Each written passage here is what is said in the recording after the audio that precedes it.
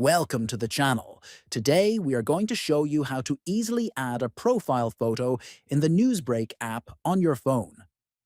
Whether you are a new user or just updating your account, this guide will help you complete your profile and personalize your experience efficiently.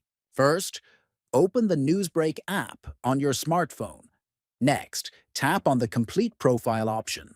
Then, locate and tap on Edit Photo to begin the process. After that, click on Choose from Gallery. If a prompt appears asking for permission to access your storage, simply tap Allow.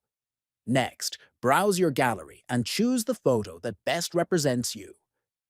Your profile photo will now be updated, making your NewsBreak account more personalized and complete. Remember to like this video, share it with friends who use NewsBreak, and subscribe to the channel for more helpful tips. Thanks for watching.